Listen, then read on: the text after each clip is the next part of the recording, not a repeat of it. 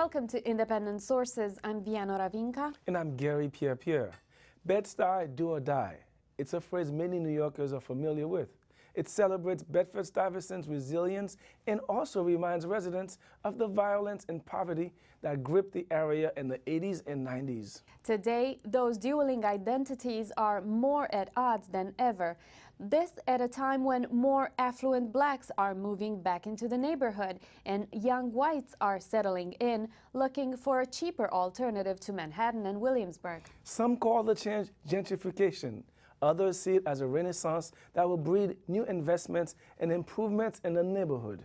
I spoke with Brooklyn College professor Ron Howell, who grew up in the neighborhood, and Doug Jones of the Bed-Stuy Gateway Business Improvement District. We talked about the history of Bedford-Stuyvesant, as well as the kind of leadership and investments needed in this community at a crossroads. Ron, you wrote that Bed-Stuy is at a crossroads, and one of the issues that the neighborhood is facing is increased gentrification, and according to Amsterdam News, a rift between blacks and whites. To what extent is that true? I'm not sure I would use the word rift between blacks and whites, but clearly it's at a watershed moment in its history. All of the numbers out of Census and the Department of City Planning say that there have been incredible changes over the last 20 years or so. And some sections, very significant sections of Bedford-Stuyvesant are now considered to be majority white, which really is an amazing thing when you consider that Bed-Stuy 30, 40 years ago was considered a black ghetto. And a lot of people were afraid to go there. I sometimes think my granddad, for instance, died in 1985 in his home in Bed-Stuy. And I just wish he were around now to see the neighborhood. I mean, I think they would be shocked, especially to see, as you would now, white women by themselves walking from the subway stations on Fulton Street by themselves. And I think they would be shocked, my grandparents. But it's a wonderful thing to see for someone who appreciates change and the good things in change. The neighborhood started before the 1930s, started as a white neighborhood. Is that correct? Yes. Immigrant communities, yeah, definitely so. And I mean, what Ron is saying is exactly right. And I think just talking about the differences between black and white, just begins to capture it, because there are differences class-wise as well. And there's always been a part of Bedford-Stuyvesant that has been, staunchly and very quietly middle class and African American and folks doing all sorts of things that we typically assign to that class group and everything else. But I think it is a watershed moment for a bunch of different reasons, and there's lots and lots of stuff happening there. Is there also a considerable number of affluent blacks moving into the neighborhood? Who have been there, and also younger folks, younger African Americans, who are attracted to the neighborhood, the housing stock, and yes. What other issues does Bed-Stuy face, and what would you like to see the new leadership bring in? Ron. Well, I think this issue that we're talking about probably is the top one as far as I'm concerned, because there are so many aspects to it. There was an article just recently in the New York Daily News about the difficulties that working class folks and low income in Bed-Stuy were having keeping up with the rents as they are now, and that's driven in large part by the gentrification. And it's been pretty much documented now that a large number of residents of Bed-Stuy, people who've been there a long period of time, are being forced out now, and they're moving largely to East New York. This is something that was noted in Fort Greene even a couple of years ago, because I remember there was an article in New York Magazine about it about 2 years ago, and the same thing was happening with folks being priced out then and also moving to East New York. And I assume at some point in the maybe near future, if things continue as they are, that you'll be experiencing a gentrification in East New York as well. But it's a significant problem, and I think that the leadership in Bed-Stuy really has to find a way of, yes, I mean, there's so much good about new folks coming in who have jobs and well-paying jobs and who are in those cafes and, with their smartphones and iPads and so forth. But there are lots of people who have long ties to the community who are having it very, very difficult now. And I think the leadership has to face that and find a way to help people who are facing foreclosure, for instance, or just having difficulty financially and in other ways, maintaining that connection to the community. I would put that at the top of the list for elected officials in the neighborhood. Doug, is there enough investment on the part of affluent blacks in Bed-Stuy? There's a Metro List study that was commissioned in 2009 through Local Initiative Support Corporation that shows there's about $541 million of investment leaving the neighborhood. Folks hopping in their cars and going to different places to spend their money, but also to spend what could become job-creating dollars right there in the neighborhood. And as the neighborhood grows and as people are really buying up the housing stock and saying, these are the things, the cafes, the restaurants, these are the things that I like to see here, that is an opportunity for economic development and job creation right here.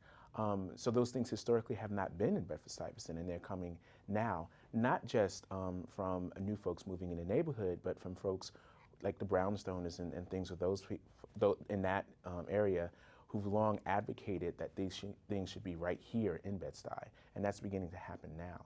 I don't think it's happened overnight. I think these things that are occurring have begun to take off, but it's been long years of planning and really investment and commitment and discipline by folks, longstanding folks who've been there for a long time.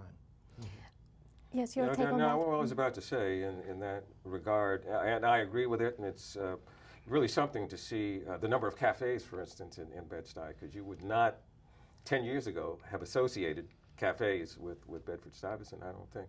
But what concerns me now is that despite the presence of some of them there seems to be a kind of struggle on the part of businesses, especially those businesses that were started by people from the community. I think that in some ways seems to be tied in with the very same difficulties that longtime working class residents have. And I'm thinking especially, for instance, there was a kind of a bagel place, coffee shop, Bed-Stuy, with just a wonderful name. And it was always so crowded, and you had difficulty sometimes finding a spot, but there would be so many young people in there with computers, and I just enjoyed, and I would sometimes take my wife and mom there. And then I went one day and it was closed down. I was absolutely shocked. And then the same thing happened on that very block, Lewis Avenue, which is otherwise a very vibrant place with businesses. And Brownstone Books, which had been there for a number of years and was known for just being so supportive to the community in a kind of payback, and having days when children would come by and they would have reading sessions, and they closed too. And I think there needs to be an examination of what's going on. Perhaps more help is needed. I don't know. I'm not a business person myself, but I think there's serious concern about that. Can I ask you a question, Ron? Is your evaluation of that situation the fact that those businesses suffered from the economic climate or lack of help, and you're saying that's why they went out of business?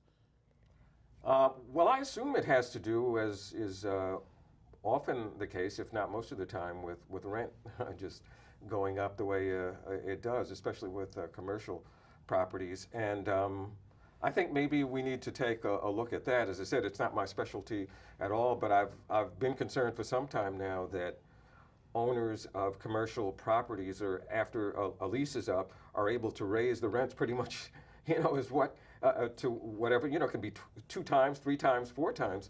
And that's kind of a shock, can be a shock to a business owner. And I think that's one of the things that goes on there. I suppose I would like to see some kind of controls that would help a small business person to have some consistency. I don't want to suggest that that might not be the case in some situations. But I think I'd also like to be careful about making sure we don't brush property owners and business owners with kind of broad strokes. The owner of those properties, as well as some of those businesses, I think those are individual circumstances that we really should be, you have to really dig down deep and understand what is the backdrop and the backstory of why some of those businesses went out of business, and then how we can better support, how we can lay the groundwork, how folks who are still there are making a serious investment in the community. In closing, Ron, you also wrote that history matters, and you believe that the district, the seat for the district, which incorporates not only Bed-Stuy but other neighborhoods in Brooklyn, will ultimately go to someone who will appeal to the longtime residents. Can you elaborate on that? Well, we'll go to the person who appeals to both, I think, longtime and newcomer. It has to be someone who is able to have an appreciation, I think, for what's for the past and for what I call the soul of the community, but also just in a very practical way. It has to be someone who has the ability to connect with the newcomers, because the newcomers, and it's not strictly racial, because when we talk about newcomers in Bed-Stuy, I think when you looked at places like Bed-Stuy and the other cafes, they're, say, upper middle class blacks as well as whites with the same outlook on so many things, I think, with respect to culture and music, not to mention politics. I think it has to be someone who has his foot in both camps. I think that's going to be the trick and what people are going to be looking at in the coming weeks. In a few words, Doug, what will become of the traditional slogan, Bed-Stuy, do or die? Oh, I hope it goes away. I hope it goes away. I think that Bed-Stuy has evolved. I think, historically, that was a certain tag and appeal to a certain element. But I do think that some say that it had a positive connotations, that it showed the hustle and the resilience of the people of the neighborhood. Perhaps, and I think an argument can be made for both sides of the coin there. But unfortunately, when you do think of Bed-Stuy, do or die, it certainly does seem to bring a certain image and not the struggle of getting down and putting your shoulder to the grind and really bringing some change to the neighborhood. You do tend to think of something else. I like it. I like the phrase, and in fact, and I also am just very reluctant to give up the things of the past that I think say a lot about the rhythm and the feel of the community. Because my concern is that one day they may even change the name, and it won't be Bed-Stuy anymore, and that would not be a good thing for me. It'd be like losing your soul. Ron Howell and Doug Jones, thank you for being with us today. Thank you so much. Thank you.